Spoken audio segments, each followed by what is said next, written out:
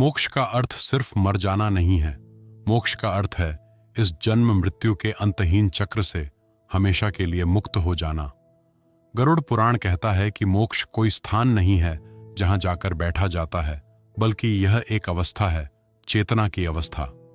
जो व्यक्ति अपने जीवन में अहंकार, क्रोध, लोभ, मोह और ईर्ष्या से ऊपर उठ जाता है, जो अपने कर्मों को भगवान को अर्पित करके करता है, वही धीरे धीरे मोक्ष की ओर बढ़ता है।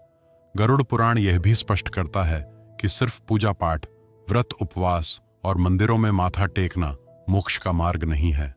अगर मन में छल है, दिल में नफरत है और व्यवहार में क्रूरता है, तो हजारों मंत्र भी आपको मुक्त नहीं कर सकते। सच्चा धर्म बहुत सरल है। सत्य बोलो, किसी को दुख मत दो, जो तुम्हारे पास है उसमें से थोड़ा किसी जरूरतमंद को दो। अपने माता पिता की सेवा करो और हर प्राणी में उसी परमात्मा को देखो।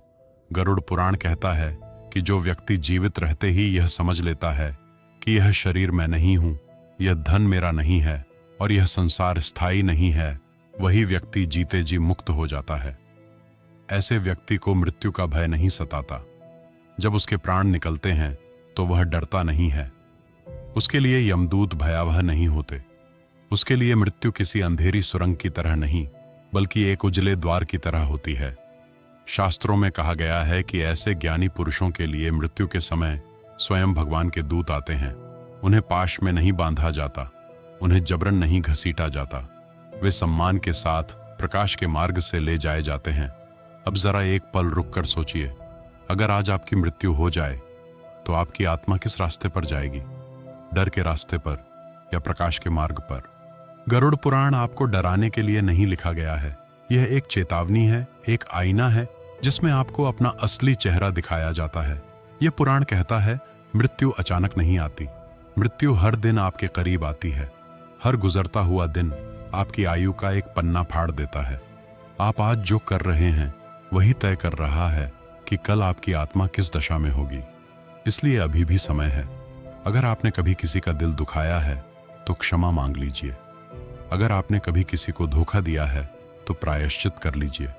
अगर आपने कभी किसी जरूरतमंद को अनदेखा किया है तो आज ही किसी एक की मदद कर दीजिए, क्योंकि जब वह अंतिम क्षण आएगा तब ना आपका मोबाइल आपके काम आएगा, ना आपका बैंक बैलेंस, ना आपकी शोहरत, ना आपके रिश्तेदार। उस समय सिर्फ एक चीज आपके साथ जाएगी, आपके कर्म।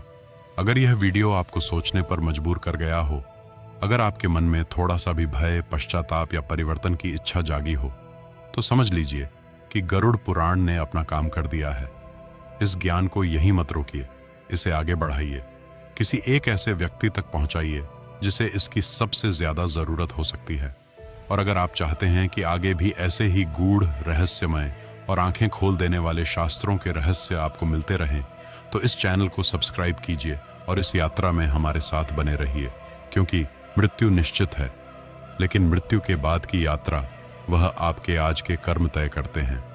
तो मित्रों, यदि यह रहस्य आपकी आत्मा तक पहुंचा है तो कमेंट में लिखिए ओम नमः शिवाय और जुड़े रहिए धार्मिक पुराण टीवी के साथ, जहां हम मृत्यु और आत्मा से जुड़े उन रहस्यों को उजागर करते हैं जिन्हें सुनकर आपकी आत्मा कांप उठेगी और आपको जीवन का असली अर्थ समझ आएगा।